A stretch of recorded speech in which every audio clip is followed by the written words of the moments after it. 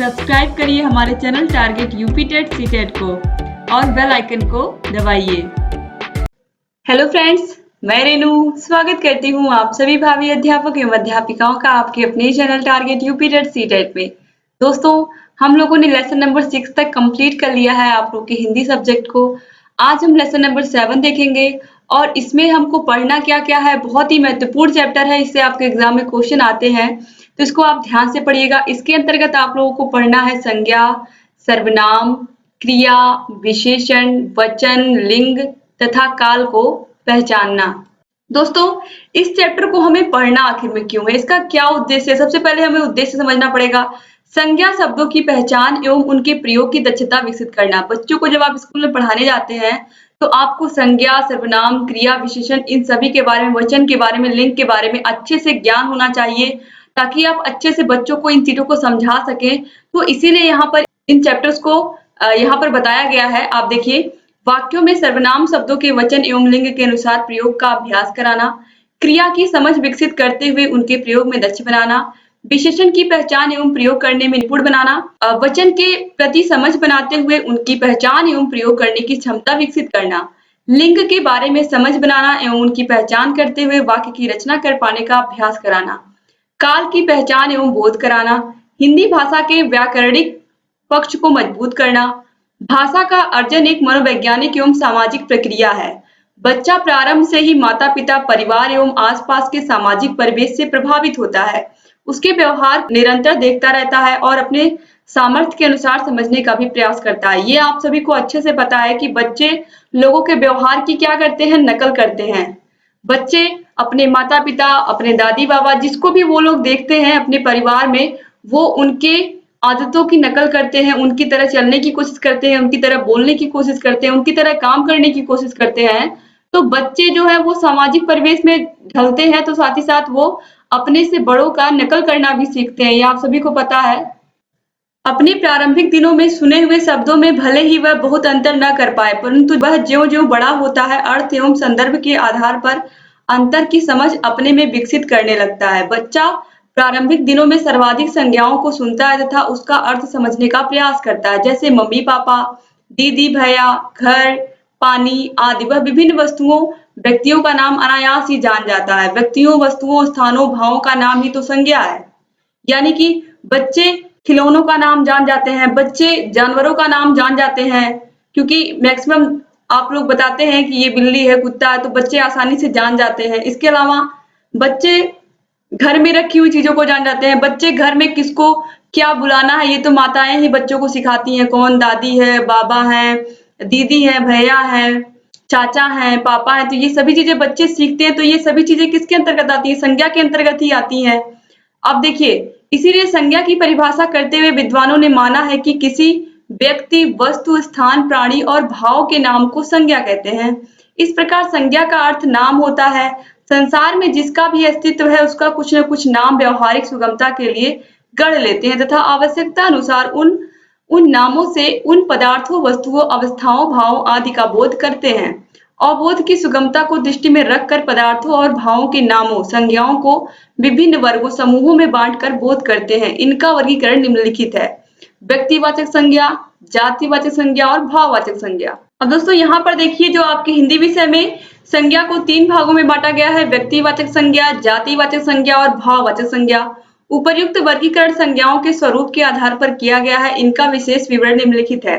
व्यक्तिवाचक संज्ञा: जिस शब्द से किसी व्यक्ति, वस्तु, प्राणी अथवा स्थान विशेष का बोध होता है उसे व्यक्तिवाचक संज्ञा कहते हैं। व्यक्तिवाचक संज्ञा के अंतर्गत विभिन्न नाम आ सकते हैं, जैसे व्यक्ति का नाम, पुस्तकों के नाम, समाचार पत्रों के नाम, देशों के नाम, दिशाओं के नाम, समुद्र, नदी, पर्वत का नाम, नगर, चौराहे, सड़कों के नाम, दिन, महीने का नाम, ऐतिहासिक युद्ध, घटनाओं आदि के नाम इसके अंतर्गत आते हैं।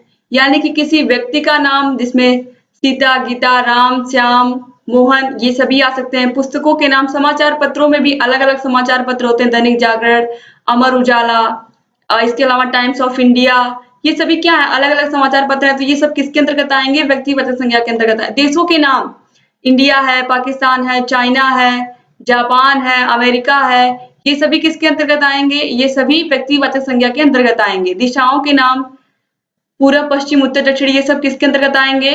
व्यक्तिवाचक संज्ञा के अंतर्गत आएंगे। नदियों के नाम अलग अलग हमारे देश में है, गंगा, यमुना, इसके अलावा सरस्वती, भागीरथी और कृष्णा नदी, इसके अलावा नर्मदा, ताप्ती, ये सभी जो नदियां हैं इन सभी के नाम किसके अंतर्गत आएंगे? व्यक्तिवाचक संज्ञा के अंतर्गत आएंगे।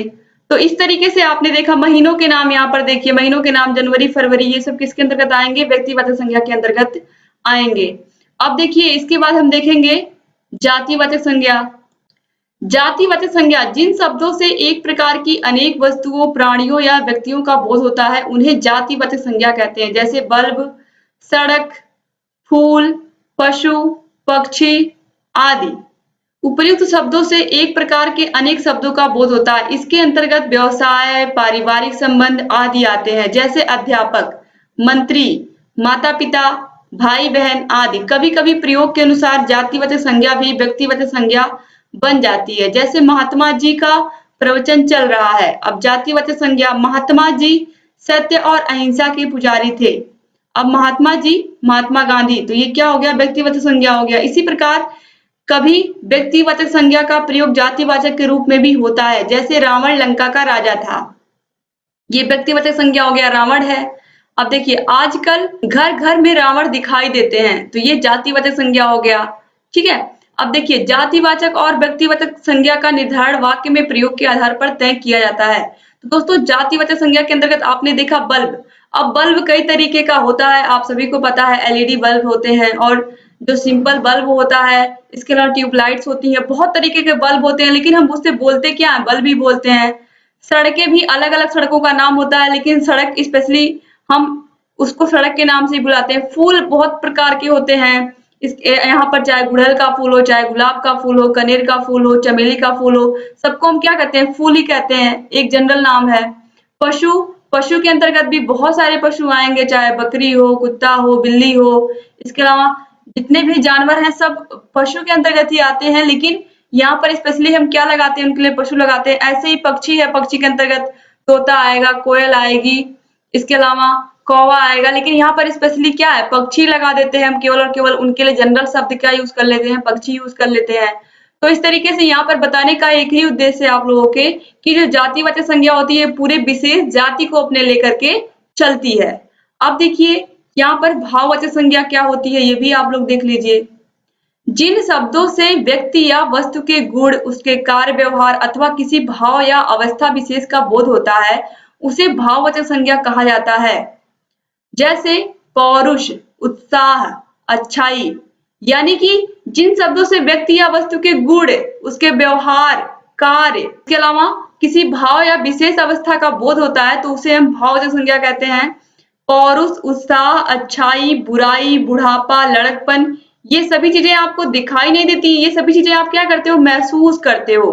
अब पौरुष या उत्साह दिखाई थोड़ी देता, उसको आप फील करते हो ना कि आप कितने खुश हो। अच्छाई, बुराई, बुढ़ापा, ये सभी क्या है? ये सभी भाव हैं। उपर्युक्त शब्द व्यक्ति या वस्तु के गुण, दोष या भाव अवस्था को बता रहे हैं। भाववाचक संज्ञाएं कई प्रकार से बनाई जाती हैं, तो चलिए देखते हैं।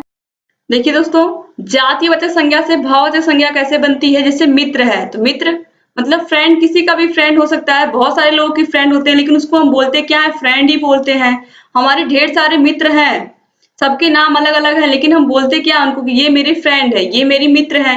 तो इस तरीके से यहाँ पर जो मित्र है वो क्या है? यहाँ पर ये जातिवाचक संज्ञा है, लेकिन अब इसमें ता लगाएंगे तो ये मित्रता हो गया। अब मित्रता क्या हो गई? ये भाववाचक संज्ञा हो गई। नेता, लेकिन नेता जो है वो जातिवाचक संज्ञा है, लेकिन अब यहाँ पर नेतृत्व हो गया तो ये भाववाचक संज्ञा हो गया। लेकिन इससे पहले क्या था? ये जातिवाचक संज्ञा था। नेता, नेता विभिन्न बहुत सारे नेता होते हैं, सबके नाम अलग अलग होते हैं, लेकिन पर्टिकुलर उनके लिए शब्द का यूज करते हैं हम? नेता। इसके बाद देखिए बूढ़ा, बूढ़ा में अब यहाँ पर पा लगा तो ये बुढ़ापा हो गया, ये भाववाचक संज्ञा हो गया। स्वामी, स्वामी में अत्व जुड़ेगा तो स्वामित्व हो जाएगा, ये भी क्या हो गया? भाववाचक संज्ञा हो गया। इसी प्रकार विद्वान से विद्वता हो गया, देव से देवत्व हो गया, शत्रु से शत्रुता हो गया, गुरु से गुरुत्व हो गया, स्त्री से स्त्रीत्व हो गया, मानव से मानवता हो गई, बच्चा से बचपन हो गया, दीन से दीनता हो गया। तो ये सभी क्या हो गए? भाववाचक संज्ञा बना दिए गए। किससे? जातिवाचक संज्ञा से। अब इसके बाद सर्वनाम शब्दों से भाववाचक संज्ञा कैसे बनती है, चलिए देखते हैं। अपना, अपना क्या होता है? सर्वनाम होता है, लेकिन इसमें क्या हो गया, अपनापन लग गया तो ये भाव हो गया। अपनापन क्या देता है, भाव देता है। मम, मम से ममता या ममत्व बन गया, ये भी भाववाचक संज्ञा हो गया। पराया या परायापन, निज, निजता हो गया, सर्व, सर्वस्व हो गया। इसी प्रकार से देखिए विशेषण शब्दों से भाववाचक संज्ञा कैसे बनती है। गंभीर से गंभीरता, चंचल से चंचलता, तीव्र से तीव्रता, हरा से हरियाली, कृपण से कृपणता आदि। इसी प्रकार क्रिया शब्दों से भाववाचक संज्ञा कैसे बनती है, देखिए खेल से, खेलना से खेल, हंसना से हंसी, जीना से जीवन, दौड़ना से दौड़, मुस्कुराना से मुस्कुराहट आदि। अब अव्यय शब्दों से कैसे भाववाचक संज्ञा बनती है देखते हैं। दूर से दूरी, नजदीक से नजदीकी, निकट से निकटता, धिक से धिक्कार, ऊंचा से ऊंचाई आदि। इस प्रकार उपर्युक्त उदाहरणों के आधार पर यह देखा जा सकता है कि भाववाचक संज्ञाएं कई प्रकार से बनाई जा सकती हैं। दोस्तों इस तरीके से आज का जो टॉपिक था संज्ञा, ये पूरा आपने कंप्लीटली पढ़ लिया। इसके बाद अगले टॉपिक में हम पढ़ने वाले हैं सर्वनाम शब्दों को। उम्मीद करती हूँ कि आज का टॉपिक आपको अच्छा लगा होगा और आपको अच्छे से संज्ञा समझ में आ गई होगी। किसी व्यक्ति, वस्तु या स्थान के नाम को संज्ञा कहते हैं, ये आप सभी को ऑलरेडी पता है और आप लोग के एग्जाम में भी आएगा तो आप आसानी से इसको कर लेंगे क्योंकि आपने अच्छे से ये पूरा चैप्टर समझा अभी। तो अगर आपके एग्जाम में आता है तो आपको बताना पड़ेगा कि आप जो संज्ञा होती है वो 3 प्रकार की होती है, व्यक्तिवाचक संज्ञा, जातिवाचक संज्ञा और भाववाचक संज्ञा। तो इसको आप याद रखिएगा। आपके हिंदी के सिलेबस में 3 प्रकार की संज्ञा दी हुई है, तो इसको आप अच्छे से दिमाग में बैठा लीजिएगा दोस्तों, ताकि आपके एग्जाम में गलत ना हो। और इसके अलावा दोस्तों अगर आपको कहीं भी कोई समस्या है तो कमेंट बॉक्स में कमेंट करके हमसे पूछ सकते हैं। आपके सभी कमेंट्स का आंसर हम देते हैं और लगातार आप लोगों के लिए जो भी वीडियोस आप बोलते हैं, जिस भी टॉपिक पर आप वीडियोस बनाने को कहते हैं उस पर हम जरूर वीडियोस बनाते हैं। तो आप लोग ऐसे ही हमारे चैनल से बने रहिए और सभी वीडियोस को देखते हुए रहिए। बाकी जहां कहीं भी आपको कोई भी समस्या है, आप लोग प्लीज दोस्तों हमसे बता दिया करिए अपनी समस्याओं को। अगर आप लेकर के परेशान रहेंगे तो इससे अच्छा है कि आप हमसे बता दिया करें, हमसे शेयर कर दिया करें, क्योंकि आपकी सभी समस्याओं का समाधान target UP TET CTET channel आपको देता आ रहा है और लगातार देता रहेगा। आप लोग का काम है बस अपने सिलेबस को अच्छे से पढ़ना, जितने अच्छे से हमने पढ़ाया है सभी वीडियोस को देखना, क्योंकि हम लोग यहाँ पर आप लोगों के लिए बहुत ही व्यवस्थित ज्ञान लेकर के आते हैं दोस्तों, ताकि आप लोगों को कहीं और किसी प्रकार से कोई समस्या ना हो और आप लगातार हमारे सभी वीडियोस को ऐसे ही देख करके पढ़ते चलें। उम्मीद करती हूँ कि आपको सभी वीडियोस समझ में आ रहे होंगे और सभी वीडियोस अच्छे भी लग रहे होंगे। अगर वीडियो अच्छे लग रहे हैं तो दोस्तों प्लीज अपने सभी फ्रेंड्स को भी इनको शेयर कर दिया करिए, जिससे अधिक से अधिक हमारे डीएलएड के भाई बहन हमसे जुड़ सके और लगातार हमारे सभी वीडियोस को देखते रहें। चाहे फ्रेंड्स का व्हाट्सएप ग्रुप हो, फेसबुक ग्रुप हो, जहां पर भी आपके कॉलेज का ग्रुप हो, वहां पर जरूर इस वीडियो को शेयर कर दिया करिए। इसके अलावा दोस्तों आपने अगर अभी तक आप हमारे चैनल को सब्सक्राइब नहीं किया तो तुरंत सब्सक्राइब करिए और बेल आइकन को जरूर प्रेस कर दीजिए, जिससे हम जो भी नई वीडियोस बनाते हैं उसका नोटिफिकेशन आपके पास समय से पहुंच जाए और आप हमारे सभी वीडियोस को ऐसे ही देखते रहें। तो एक बार फिर से आप सभी का बहुत बहुत धन्यवाद। ऐसे ही हमारे चैनल से बने रहिए और सभी वीडियोस को देखते हुए रहिए। तो दोस्तों मिलते हैं नेक्स्ट वीडियो में, तब तक अपना ख्याल रखिएगा आप लोग। जय हिंद।